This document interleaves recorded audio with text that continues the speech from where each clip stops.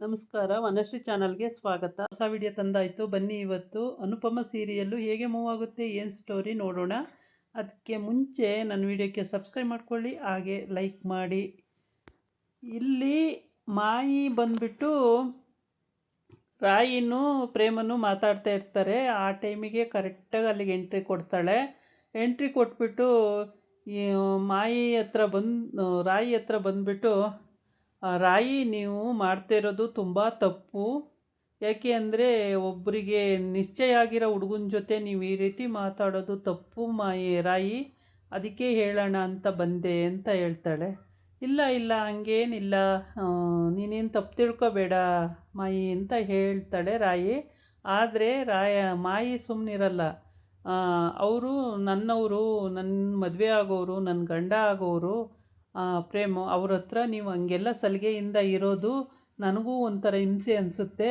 ಅದಕ್ಕೆ ಹೇಳಿದ್ದು, ನೀವು ದೂರ ಇರಬೇಕು, ಅವ್ರು ನಿಮ್ಮ ಭಾವ ಆಗೋರು, ಹಾಗಾಗಿ ನೀವು ದೂರ ಇರಬೇಕು ರಾಯಿ ಅಂತ ಹೇಳ್ತಾಳೆ. ಅದಕ್ಕೆ ರಾಯಿ ಬಿಟ್ಟಂಗೆ ನೋಡ್ತಾ ಇರ್ತಾಳೆ. ಆಮೇಲೆ ಮತ್ತೆ ನೀವು ಹೀಗೆ ಹತ್ರ ಆಗೋದು ಚೆನ್ನಾಗಿರಲ್ಲ. ಫ್ರೆಂಡ್ಸು ಅಂತ ಗೊತ್ತು ನನಗೆ, ಆದರೆ ಫ್ರೆಂಡ್ಸ್ ಆಗಿ ಇಷ್ಟು ಹತ್ರ ಇರಬಾರ್ದಲ್ವಾ. ಅದಕ್ಕೇ ಅವನು ತಮ್ಮ ಎನ್ನೆ ಜಗಳ ಮಾಡಿದ್ದು. ಮದುವೆ ಆಗ ಹುಡುಗನ ಜೊತೆ ರಾಯಿ ಹಂಗಿರೋದು ಸರಿಯಾಗಲ್ಲ ಅಂತೇಳಿ. ಆಮೇಲೆ ಅನುಪಮ ಕೂಡ ಮನೆಯಲ್ಲಿ ರಾಯಿನೇ ದೊಡ್ಡವಳು ಮಾಯಿಗಿಂತ, ಆದರೆ ರಾಯಿಗೆ ಮದುವೆ ಮಾಡಿಲ್ಲ, ಇನ್ನು ಮಾಯಿಗೆ ಮದುವೆ ಮಾಡೋಕ್ಕೆ ಹೊರಟಿದ್ದೀವಿ ಅಂತೇಳಿ ಅಲ್ಲೂ ಕೂಡ ಮಾತುಕತೆ ಆಗುತ್ತೆ. ಆಮೇಲೆ ಅಜ್ಜಿ ಹೇಳ್ತಾಳೆ, ಇಲ್ಲ ಮದುವೆ ಎಂಗೇಜ್ಮೆಂಟ್ ಮಾಡಿ ಮದುವೆ ಮುಗಿಸ್ಬಿಡೋಣ. ಯಾಕೆ ಅಂದರೆ ತುಂಬ ದಿನ ಈ ಥರ ಲವರ್ಸ್ಗಳು ಚೆನ್ನಾಗಿರಲ್ಲ, ಮತ್ತು ಯಾರ್ದು ಎಲ್ಲ ಫೇಲೇ ಆಗಿರೋದು, ಯಾರ್ದು ಉಳ್ಕೊಂಡಿಲ್ಲ. ಅದಕ್ಕೆ ಹೇಳಿದ್ದು ಮದುವೆ ಮಾಡಿ ಮುಗಿಸ್ಬಿಡೋಣ ಅಂತ ಅಜ್ಜಿ ಹೇಳ್ತಾಳೆ. ಅದಕ್ಕೆ ಅನುಪಮ ಹೇಳ್ತಾಳೆ, ಅಷ್ಟು ಸುಲಭನಾ ಅತ್ತೆ, ನೀವು ಹೇಳ್ತಾ ಇರೋ ಹಾಗೆ ಮಾಡಲಿಕ್ಕಾಗುತ್ತಾ? ತುಂಬಾ ಖರ್ಚಿರ್ತವೆ, ಅವೆಲ್ಲ ನೋಡ್ಕೋಬೇಕು ಅಂತ. ಆ ಖರ್ಚೆಲ್ಲ ಬೇಡ ಮಮ್ಮಿ, ದೊಡ್ಡಮ್ಮ ಖರ್ಚೆಲ್ಲ ಬೇಡ ದೊಡ್ಡಮ್ಮ, ಇದ್ದಕ್ಕಿದ್ದಂಗೆ ಯಾರನ್ನೂ ಕರೆಯೋದು ಬೇಡ, ಮನೆಯವರು ಎಷ್ಟು ಅಷ್ಟೇ ಮಾಡಿದ್ರೆ ಸಾಕು ದೊಡ್ಡಮ್ಮ, ಬೇರೆಯವ್ರನ್ನೆಲ್ಲ ಕರೆದು ಸುಮ್ಮನೆ ದುಡ್ಡು ವೆಚ್ಚ ಮಾಡೋದು ಬೇಡ ದೊಡ್ಡಮ್ಮ ಅಂತ ಮಾಯಿ ಹೇಳ್ತಾಳೆ. ಅದಕ್ಕೆ ಅನುಪಮ ಹೇಳ್ತಾಳೆ, ಇಲ್ಲ ಇಲ್ಲ ಹಾಗೆಲ್ಲ ಮಾಡೋಕ್ಕೆ ಬರಲ್ಲ ಅಂತ ಹೇಳ್ತಾಳೆ. ಆವಾಗ ಇನ್ನೇನು ಲವ್ ಮಾಡ್ತಾಯಿದ್ದೀವಿ ಅಂತೇಳಿ ಇವಳು ಯಾವ ಹೊಳೆ ನೆಗಿತಾಳೋ, ಈಗಾಗಲೇ ಸ್ವಿಮ್ಮಿಂಗ್ ಪೂಲಿಗೆ ನೆಗ್ದಿದ್ದಾಳೆ, ಮತ್ತಿನ್ಯಾವ ಹೊಳೆ ನೆಗಿತಾಳೋ, ಅದು ಆಗದೆ ಇದ್ದಾಗ ಅದಕ್ಕೆ ಅದ್ರ ಮೊದಲು ಫಸ್ಟೇ ಮಾಡೋದು ಒಳ್ಳೇದಲ್ವಾ ಅಂತ ಅಜ್ಜಿ ಹೇಳ್ತಾಳೆ. ಅದಕ್ಕೆ ಅನುಪಮ ಹೇಳ್ತಾಳೆ, ಸರಿ ನೋಡೋಣ ಬಿಡಿ ಅಂತೇಳಿ. ಆಮೇಲೆ ಅಷ್ಟೊತ್ತಿಗೆ ಪ್ರೇಮ್ ಅಲ್ಲಿ ಬರ್ತಾನೆ. ಎಂಗೇಜ್ಮೆಂಟ್ ಮಾಡೋಣ ಅಂತಿದ್ದೀವಿ ಪ್ರೇಮ್, ಏನು ಹೇಳ್ತೀಯ ನೀನು ಅಂತ ಕೇಳ್ತಾಳೆ. ಮಾಯಿ ಜೊತೆ ಎಂಗೇಜ್ಮೆಂಟ್ ಮಾಡೋಣ ಅಂತಿದ್ದೀವಿ ಅಂತ ಅನುಪಮ ಕೇಳ್ತಾಳೆ. ಅದಕ್ಕೆ ಪ್ರೇಮ್ ಹೇಳ್ತಾನೆ, ಸರಿ ಮಮ್ಮಿ ನಾನು ರೆಡಿ ಇದ್ದೀನಿ ಮಾಡಿ ಮ್ಯಾಮು ಅಂತ ಹೇಳ್ತಾನೆ. ಆಮೇಲೆ ರಾಯಿ ಜೊತೆ ಅದನ್ನು ಹೇಳ್ತಾನೆ. ಅವಳು ರಿಯಾಕ್ಷನ್ ಏನೂ ಇರಲ್ಲ, ಸುಮ್ಮನಾಗ್ತಾಳೆ. ಅಂದರೆ ಹೊರಗಡೆ ಅವನು ಯಾರು ಗೊತ್ತಿಲ್ಲದೆ ಇರುವಾಗ ಅಳ್ತಾಳೆ, ಬೇಜಾರು ಮಾಡ್ಕೋತಾಳೆ, ಎಲ್ಲ ಮಾಡ್ತಾಳೆ.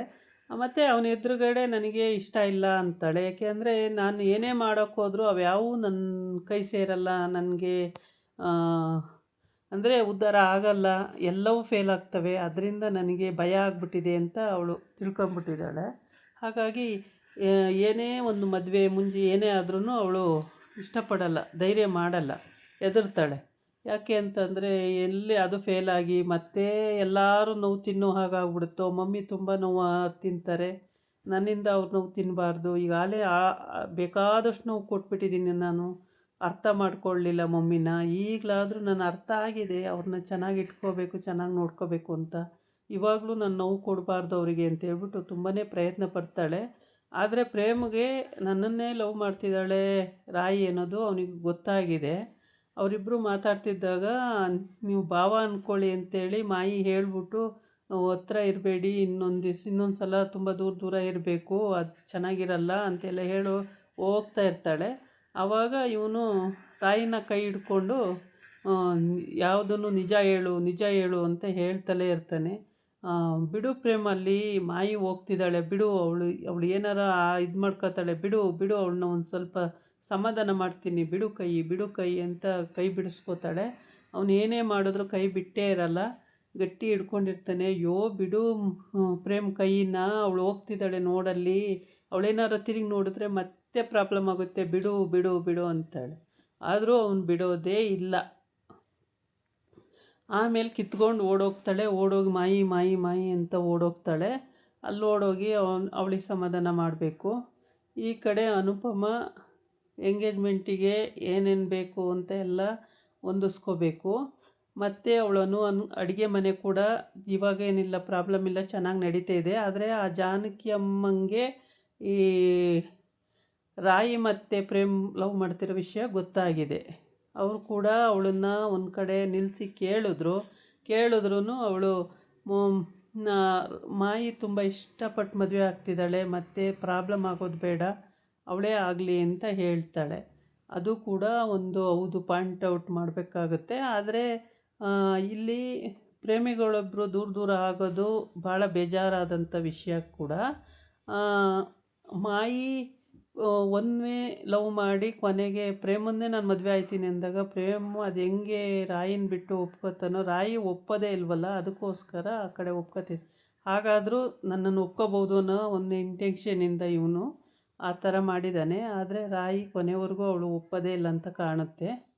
ಒಪ್ಪದೇ ಇದ್ದರೆ ಇವನು ಮದುವೆ ಆಗದೇ ಇರ್ಬೋದು. ಮತ್ತು ಇನ್ನೊಬ್ಬಳು ಅವಳು ಇದ್ದಾಳೆ, ಅವನ ಫ್ರೆಂಡು ಅಥವಾ ಅವನ ತಂಗಿನೋ ಯಾರೋ ಇದ್ದಾರೆ, ಅವಳು ಕೂಡ ಬರ್ತಾಳೆ. ಅವಳು ಬಂದು ಅನುಪಮಗೂ ಚೆನ್ನಾಗಿ ಪರಿಚಯ ಇದೆ. ಆಮೇಲೆ ನೀನು ಇಲ್ಲೇ ಇದೆಯಲ್ಲ, ಬಾ ಹೋಗೋಣ ಅಂತ ಕರೀತಾಳೆ. ಆದರೆ ಬರ್ತೀನಿ ನಡಿ, ನೀನು ಯಾಕೆ ಬಂದೆ ಇಲ್ಲಿಗೆ, ಇಲ್ಲಿ ಬರಬೇಡ ಅಂತ ಹೇಳಿದ್ನಲ್ಲ, ಏನಕ್ಕೆ ಬಂದೆ ನೀನು, ಹೋಗು ಅಂತ ಕಳಿಸ್ತಾನೆ. ಅವಳು ಯಾರು ಅಂತ ಗೊತ್ತಾಗಿಲ್ಲ, ತಂಗಿನೋ ಅಥವಾ ಮತ್ತಾರೋ ಇರ್ಬೋದು ಅಂತ ಗೊತ್ತಿಲ್ಲ. ಇಲ್ಲೆಲ್ಲ ಪ್ರಾಬ್ಲಮ್ ಕ್ರಿಯೇಟ್ ಆಗುತ್ತೆ, ನೀನು ಯಾಕೆ ಬಂದೆ ಅಂತಾನೆ. ಅದೇನು ಅಂತಲೂ ಇನ್ನೂ ಗೊತ್ತಾಗಿಲ್ಲ. ಇದಾಗಿತ್ತು ಇವತ್ತಿನ ವಿಡಿಯೋ. ನಾಳೆ ಇನ್ನೊಂದು ವಿಡಿಯೋ ಜೊತೆ ಬರ್ತೀನಿ. ನಮಸ್ಕಾರ.